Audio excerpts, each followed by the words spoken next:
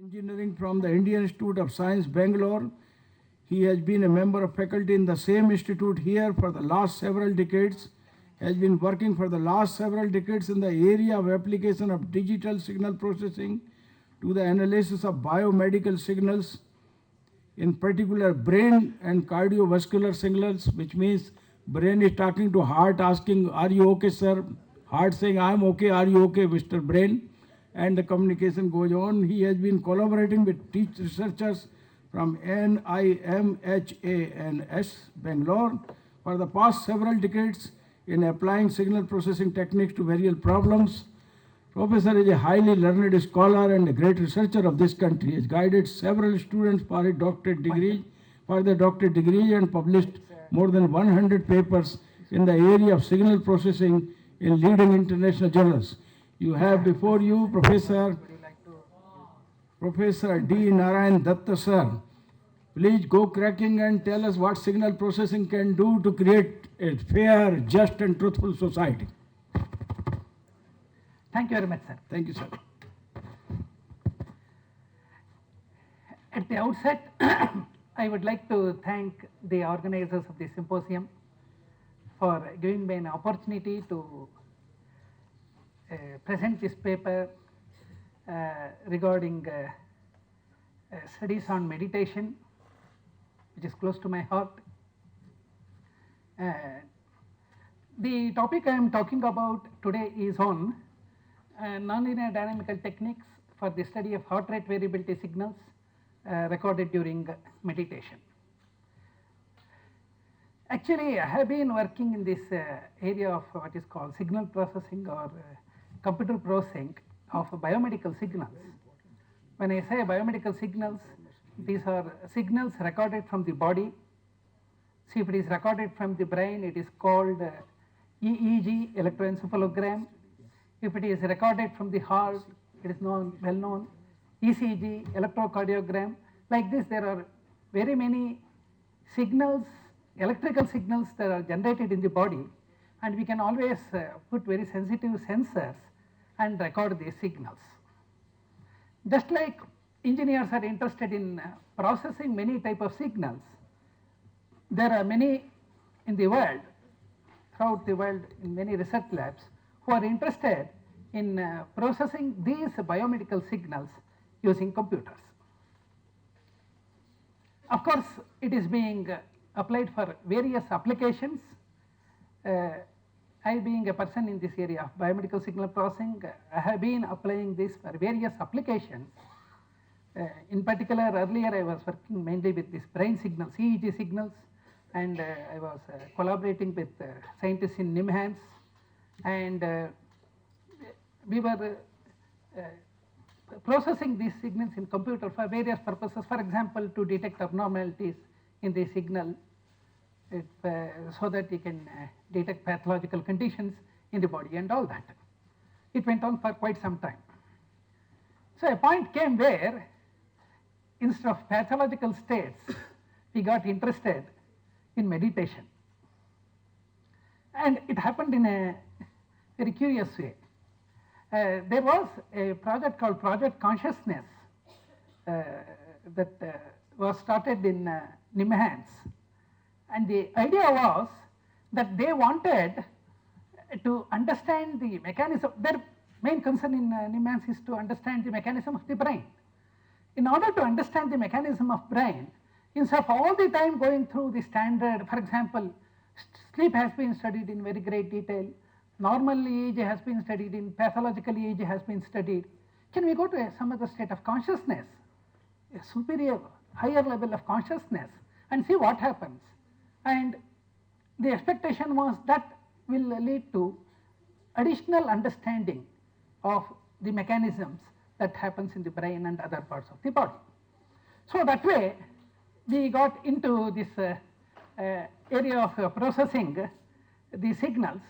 In fact, in the beginning it was thought, and rightly of course, that EEG is most important, brain is most important, and hence you record signals from the brain, analyze them, and see that what changes does take place in meditation. See, in fact, when I started, one of the objectives of doing this was, I did it quite long back, particularly with EEG. Today I am not talking about EEG, let me come to that later.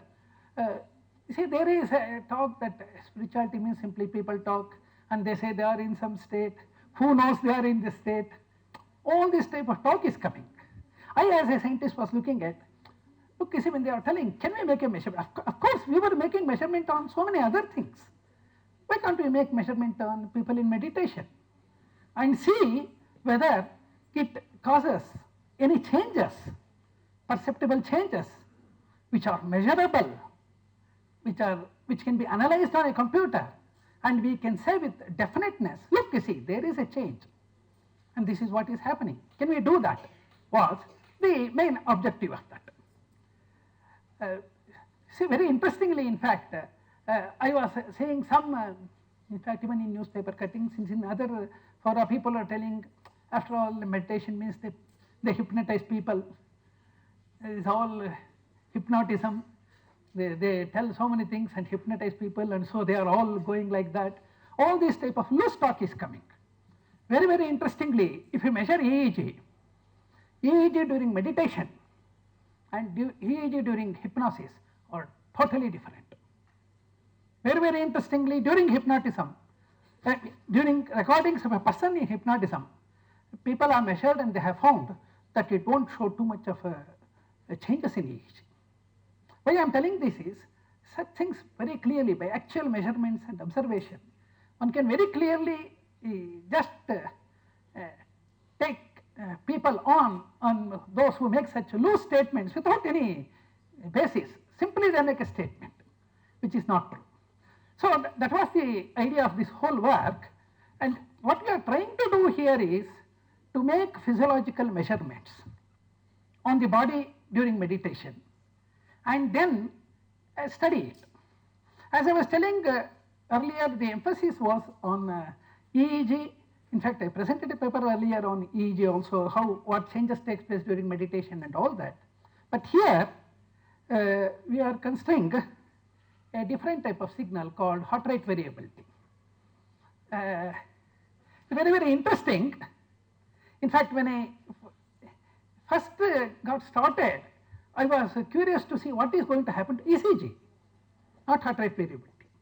ECG is the electrical signal produced by the heart. But in the literature, recently, past few decades, people have observed that this heart rate variability is very important. What is this heart rate variability? Let me tell that first and then come to its importance. That is shown in this slide. Look, you see, the popular belief is that heart beats regularly. Say, what is the normal heartbeat? Say 72 beats per minute.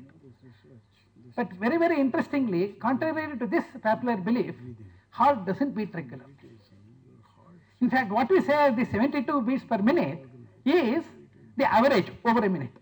I can always measure, put the pulse or see, count over a minute, I get around 72, it's fine. But if you see beat to beat, every beat if you observe, which in fact we don't do when we count, that we can do by recording. See, this is an ECG recording where there is a PQRS wave. This is called RR interval. The distance between two peaks you can see is varying. This and this are not same. This is more, this is less, like that. So the distance between the peak, if you take the inverse of that gives you the beats per minute. That is actually varying. So every beat it is changing, and I'll just finish. Every bit is changing, and in fact, if I can calculate all these beat by beat and record it over time, that is heart rate versus time. It is not a flat line as believed, but it is a curve. There is a variation. There is a variability in the heart rate, and this is what is called heart rate variability. Heart rate variability, variability in the heart rate. So in fact, it is very, very logical that there should be variability in the heart rate. The reason is this. See, after all, when a person, see when a simple thing like as I am speaking, I am moving up, down, this side, turning and all this. As I am doing this, heart has to adapt to that. and vary its beat to take care of that. See, if I take food, suddenly there is more load on the heart and the heart has to take care of it. So people have realized that a variability in the heart is very, very important, and a heart with more variability is a healthy heart compared to a heart which is not having variability. So heart rate variability is important. See, in fact, it is so much important that when people did this heart transplant and all that, see, transplant a heart and all that, you would like to know whether the new heart has to pick up. Is it picking up or not? The people have made experiments and they have found very interestingly that this heart rate variability is very, very low in the first few days of the transplantation, and as days progresses and he picks up and the heart is accepted, the heart rate variability increases. So heart rate variability is an indication of the adaptability of the heart to changing load that is coming onto the heart. So that's why it is very, very logical there should be a heart rate variability, and that is what we are seeing here. Now, the next point I want to talk about is about the nonlinear dynamical techniques. Let me just refer to the wonderful lecture by Professor Hegde in the morning. He was telling that in the modern science, people are having a mathematical construct, and one of the limitation is that most of them are linear models, whereas a biological system is inherently nonlinear.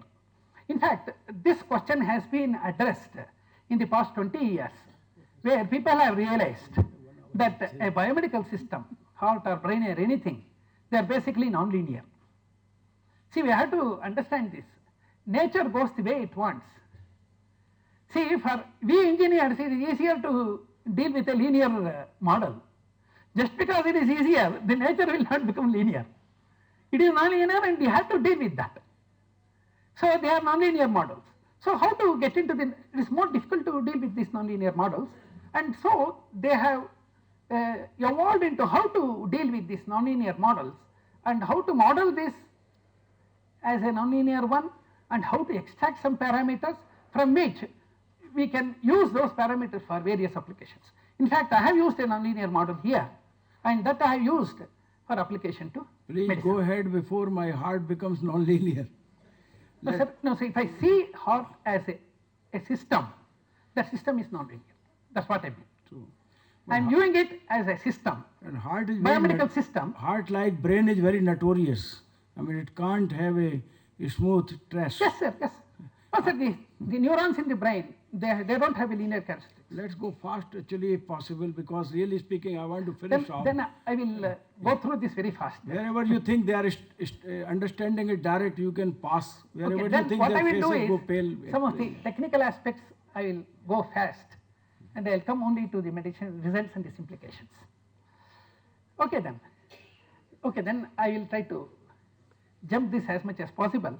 The only point I want to tell is, see, in engineering and all this, most of the time we are viewing it using stochastic theory, assuming the signals to be random. This is the standard one that is being used throughout. But of late, I mean last 2 decades, people are viewing it as what is called a chaotic system. Let me tell you very simple words. See, people wanted to model these things. One was a deterministic model which was discarded long back. Then they went into the stochastic models. Of late, they are coming into what is called chaotic models, which are the latest which are being used in these last 2 decades. So the main point is a chaotic system can be a simple nonlinear system which can lead to a random behavior or unpredictable behavior. And that happens because of the system being sensitive to initial condition. I think I will not get into those technicalities, and I think I will just jump this. The only thing I want to say is a complex system like cardiovascular system is expected to be nonlinear, and so we are applying the recent techniques of nonlinear dynamics to this in this paper.